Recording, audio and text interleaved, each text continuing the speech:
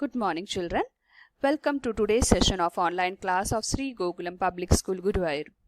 Children, in our chapter Accounting for Share Capital, we were discussing about issue of shares for consideration other than cash.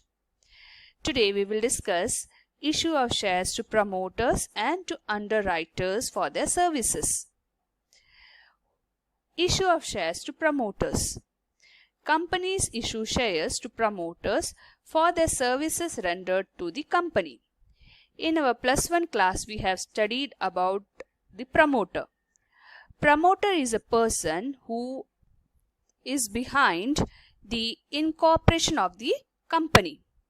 That is, he gets an idea to start the company, he works on the legal documents to be required, he collects it, he does all the procedures related to incorporation of the company. So for his service, we are issuing him shares of the company. So we can offer him cash or we can issue him shares also. So from the accounting point of view, it is the incorporation cost or formation expenses. Hence, the amount is debited to the incorporation expenses account or preliminary expenses account. So, when we start a company, whatever expenses is incurred, we put it into incorporation expenses account or preliminary expenses account. So, here, as we are giving the promoter some shares of the company for the services rendered by him, so that expenses we will record under the incorporation expenses account, which is also known as preliminary expenses account. Now let us see the journal entry to be passed in this case. The first entry is incorporation expenses, or you can use the term preliminary expenses account debited to promoters account, being amount due to promoters. So, this is the first entry. Second entry is you are issuing that promoter the company shares. So, promoters account debited to share capital account, being issue of the number of shares of rupees dash each at fully paid to the promoters.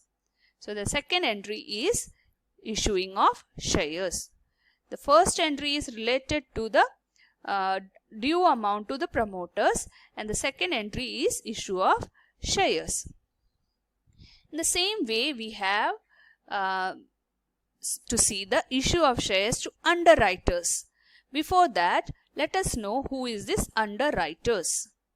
Underwriting means a contract by which a person known as underwriter agrees usually for commission to take the shares not subscribed by public. The company may issue shares to the underwriters instead of paying the commission to cash. So here underwriters means, you know that in companies, to raise the capital, the company used to issue the shares to the public. So the public have to subscribe the shares. So if before the due date the public does not subscribe the shares, usually this company, they go to underwriters who are like an agent. Under a contract, they are ready to take up all our shares. For that, we have to pay them some commission.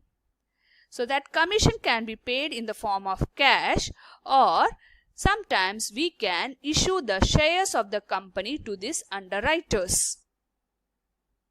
Now let us see the journal entry for issue of shares to underwriters. Underwriting commission account debited to underwriters account, being underwriting commission due.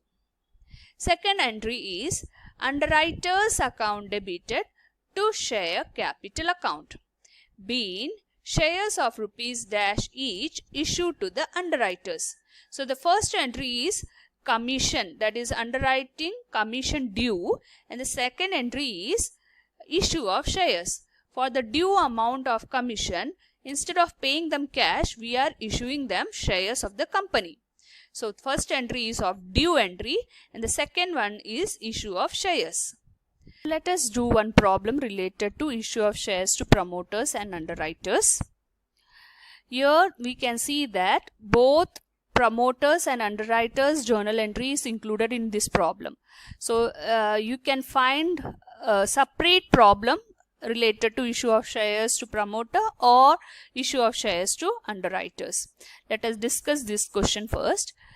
Petromax Limited issued 2,500 shares of ₹10 each, credited as fully paid to the promoters for the service rendered to incorporate the company, and also issued 2,000 shares of ₹10 each, credited as fully paid to the underwriters for their underwriting services. Journalize these transactions. So here we have already discussed the journal entry related to promoters. There are two journal entries. First one is due entry of promoters and the second entry is issue of shares. So here in this case, the first entry will be incorporation expenses. Otherwise, you can use the word preliminary expenses account debited to promoters account, being amount due to promoters for their services. Okay, so the journal entry is in this way. Due entry is here. What is the amount you have to put in the debit side? That is 2,500 is the number of shares you are issuing, and the nominal value of one share is 10. So 2,500 into 10 will give you 25,000 as your debit side as well as your credit side amount. Now the second entry is issue of shares. Promoters account debited to share capital account. The same amount you have to write here also, because that is the amount for which you are issuing the shares to this promoter. Being issue of 2,500 shares of ₹10 each to the promoters. So this is due entry and this is issue of shares. Same way for the underwriters, for their services you are issuing the shares. The first entry is of due, commission due. So underwriting commission account debited to underwriters account, being underwriting commission due. Here you are issuing 2,000 shares for the services of underwriting, and face value of that share is also 10. So 2,000 into 10 will give you 20,000. Due entries in this way. Now you have to pass the issue entry, issue of shares. Underwriters account debited to share capital account, being issue of 2,000 shares of ₹10 each at par to underwriters. So 2,000 into 10 will give you 20,000. So this is the due entry and this is issue of shares entry. So in total we have 2 entries for promoter and 2 entries related to underwriters. I hope the concept is clear to you. With a new topic, that is forfeiture of shares. What is forfeiture of shares? Forfeiture of shares means cancelling the shares. Shares are cancelled for non-payment of calls due. If any shareholder does not pay the amount due on call, the company may forfeit the shares held by him on which amount of calls is not paid after giving notice to the defaulting shareholders. The amount received by the company is not refunded. So this case says that if any shareholders had made a default in making payment of any of the calls, maybe allotment, maybe first call or second call. So if he is making default in settlement of his payment, then his shares are cancelled. So the process of cancelling the share is known as forfeiture of shares. In that case, whatever amount we have received so far from this shareholder, that will not be refunded to that particular shareholder. Here is the accounting entries on forfeiture of shares. Share capital account debited with the number of shares forfeited into called up value of per share. So the shareholder whose share we are going to forfeit, how much shares he is holding in our company, that is the number of shares forfeited, into called up value of per share. So far how many calls we have made, till that what is the share value, that you have to multiply with the number of shares forfeited. To forfeited shares account with amount received on forfeited shares. On this particular shareholder, what is the amount received so far will be shown under the forfeited share account.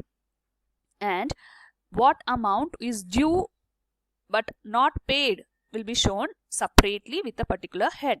That is, if he is not paying the allotment money, that will be shown separately to shares allotment account. Suppose he is not making the call also, maybe first call, second call, final call, so that will also be shown separately to shares call or calls account. So this is the journal entry. Suppose if we are maintaining calls in arrear account, then how the journal entry will go? Share capital account debited to forfeited share account to calls in arrears account. So in capital account, the same logic you have to use while writing the amount, that is number of shares forfeited into called up value of per share, and under the forfeited share account, the amount which you have to mention is the one which we have received from the shareholder whose shares we are going to forfeit. And to calls in arrears means the amount which is not paid by this particular shareholder. For better understanding, let us do one problem. Here there are 3 cases. With same problem we will solve with 3 different cases. So let us understand the question first. XYZ Limited issued 5,000 equity shares of ₹10 each at par, payable on application ₹2 per share, on allotment ₹3 per share, on first call ₹3 per share, and on second and final call ₹2 per share. Param was allotted 40 shares. Give necessary journal entries for forfeiture of shares in each of the following alternative cases. So the question goes this way. How many shares are issued by the company? It's 5,000 shares. Let us summarize this question first. Issued shares given in the question is 5,000. What is the face value of one share? It is given in the question that it is 10 rupees each. And it is also mentioned in the question that during the time of application you are collecting 2 rupees. At the time of allotment you are collecting 3 rupees. First call you are collecting 3 rupees. And second and final call you are collecting 2 rupees. So this 10 rupees you are collecting in different installment in the following ways. As the first case say, the Param, who is one of our shareholder, is not paying the allotment money. So you are not receiving from him the allotment money, and after when we notice that Param is not paying the allotment money after due notice given by the company regarding the payment of this installment, his shares were forfeited. Forfeited means cancelled. So till now, how many shares are called by the company? We have already called application, and allotment money was also called up. But after called up, we notice that Param have not paid the allotment money. So far we have called up of the company is 5 rupees. Remember, called up money is 5 rupees. So far we have made a call for application and allotment. So in total, called up money is 5 rupees. Now let us move to the journal entry. Here is the journal entry. Equity share capital account debited. For any forfeited of shares, you have to follow the this following journal entry. That is, every time share capital account will be debited. So equity share capital account debited to equity shares allotment account. That is, what is the unpaid or this Param is not paying allotment money. So the unpaid amount will be shown separately to equity shares allotment account, and what we have received from Param so far will be shown in separate account, that is to forfeited shares account. Now let us see the amount column. Equity share capital account. How much shares is Param holding? he is allotted 40 shares of the company. So 40 shares will be cancelled of Param because of non-payment of allotment money. So we are going to cancel 40 shares of Param into what is a called up money sold for. I already told you that so far we have made a call for 5 rupees. So that called up money will be shown in this particular side, that is 40 forfeited shares of, that is the shares allotted to Param, into called up money is 5 rupees, so that will give you 200 rupees.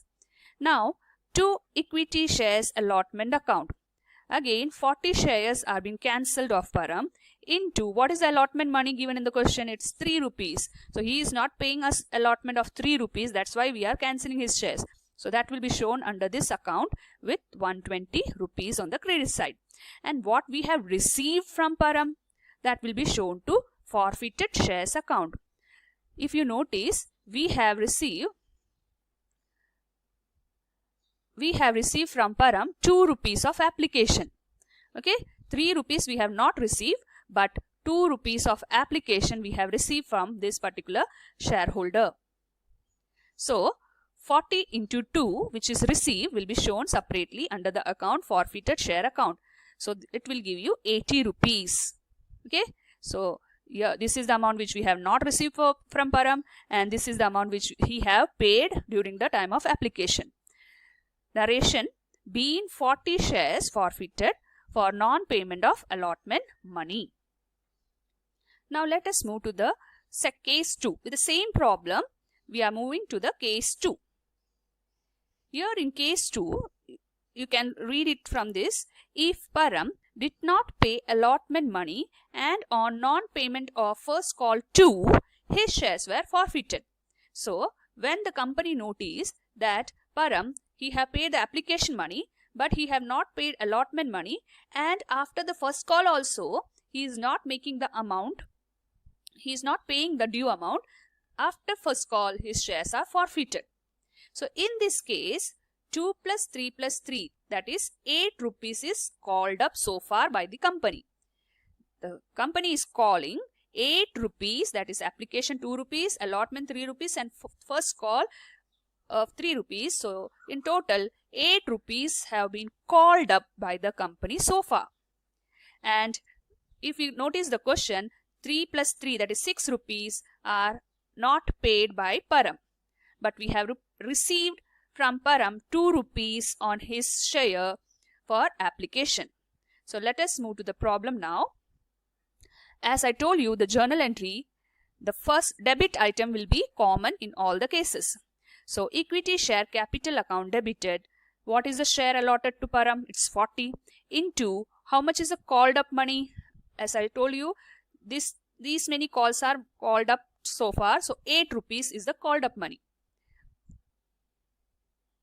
So 8 rupees is the called up money. So 40 into 8, 320. Next, to equity shares allotment account. So we have not received from this particular shareholder 40 into 3. How much is the allotment money? 3 rupees. It's given in the question. 40 into 3, 120 is credited for non-payment of allotment, and separately you have to show for first call also to equity shares first call account 40 into 3. Here you can see in the question on first call how much money? 3 rupees. So that 3 rupees is also not paid by Param. So 3 rupees, that will also give you 120. And what is received from Param? 2 rupees of application. That will be shown in a separate account which is known as forfeited shares account. So 40 into 2, that is 80 rupees is the amount which is received from Param, and the company will not refund this money. That also you have to remember. So this is how the journal entries pass. Now regarding narration, being 40 shares forfeited, we are going to cancel 40 shares which is allotted to Param for non-payment of allotment and first call money. Now let us discuss case 3 with the same problem. Here you are if you read the question, you can see that if Param did not pay first call and on non-payment of second and final call 2, his shares were forfeited. So your Param is not paying the first call and second call 2. And when the company saw that he is making default in these 2 payments, his shares were forfeited. So let us summarize this question case first. Here you can say that application 2 rupees is received from Param, as well as allotment 3 rupees is also received from him. What we have not received is the first call and the second and final call of 2 rupees. That is 3 rupees of first call and 2 rupees of final call. It makes 5 rupees. So in total 5 rupees we have not received, and we have received 5 rupees of application and allotment. But here the company have called up all the 10 rupees, that is the face value of the shares is completely called up by the company. So when we pass the journal entry, in this case the journal entry goes this way: equity share capital account debited, 40 is the forfeited shares of Param into called up money. So as you saw, all the shares were called up, so you have to multiply 10 rupees here with the forfeited shares, so it will give you 400. To equity shares first call account. So you didn't receive, there was a non-payment of first call, and first call money is rupees 3. In the question it is given 3 rupees. So 40 into 3 rupees, 120 rupees is not received from Param, that we have credited. And 2 equity shares second and final call, this is also not received from Param. So 40 forfeited shares of Param, or the allotted shares of Param is 40 into 2 rupees, that is second and final call rupees is 2. So 40 into 2, 80 rupees of second call is not received from Param. Now what is received? Application and allotment, that is total 5 rupees is received from Param. So 40 into 5, that will give you 200 rupees which is received from Param, and the company will not refund this amount 200 to Param back. After forfeited of shares, this amount will not be refunded. So the forfeited shares, this amount which is received from Param will be shown under forfeited shares account. So this is the journal entry for the case 3. The narration goes: being 40 shares forfeited for non-payment of first call and second and final call.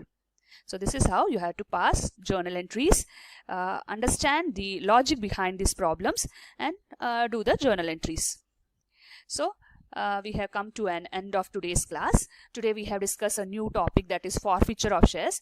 We saw that forfeiture of shares means cancellation of shares when any of the shareholders is not making the payment of any of the call money which is due.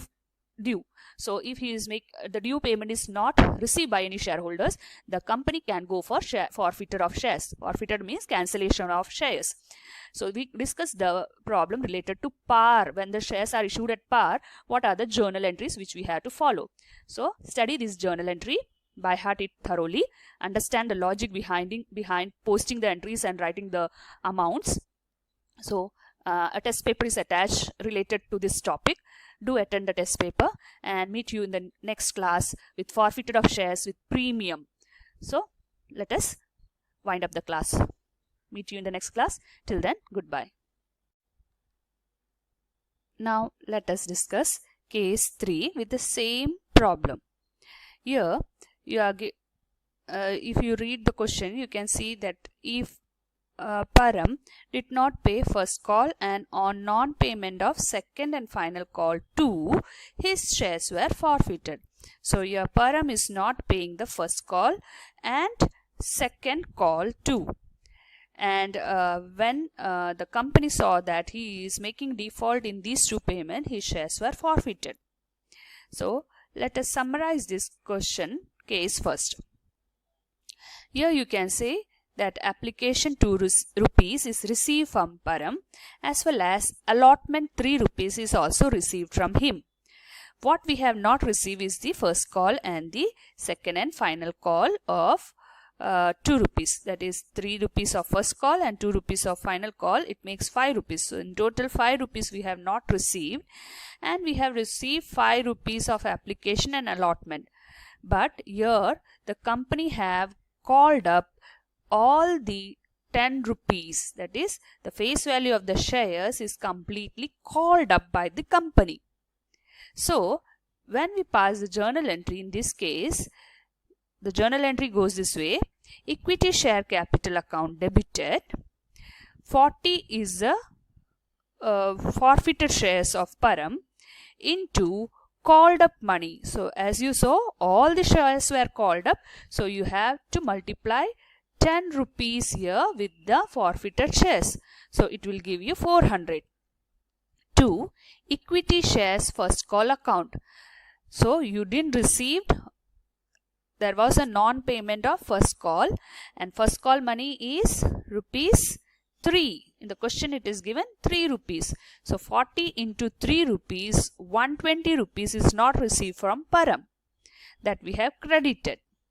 And 2 equity shares second and final call. This is also not received from Param. So 40 forfeited shares of Param, or the allotted shares of Param is 40 into 2 rupees, that is second and final call rupees is 2. So 40 into 2, 80 rupees of second call is not received from Param. Now what is received? Application and allotment, that is total 5 rupees is received from Param. So 40 into 5, that will give you 200 rupees which is received from Param, and the company will not refund this amount 200 to Param back. After forfeited of shares, this amount will not be refunded. So the forfeited shares, this amount which is received from Param will be shown under forfeited shares account. So this is the journal entry for the case 3. The narration goes, being 40 shares forfeited for non-payment of first call and second and final call. So this is how you have to pass journal entries, understand the logic behind these problems, and do the journal entries. So we have come to an end of today's class. Today we have discussed a new topic, that is forfeiture of shares. We saw that forfeiture of shares means cancellation of shares when any of the shareholders is not making the payment of any of the call money which is due. So if he is the due payment is not received by any shareholders, the company can go for forfeiture of shares. Forfeited means cancellation of shares. So we discussed the problem related to par. When the shares are issued at par, what are the journal entries which we have to follow? So study this journal entry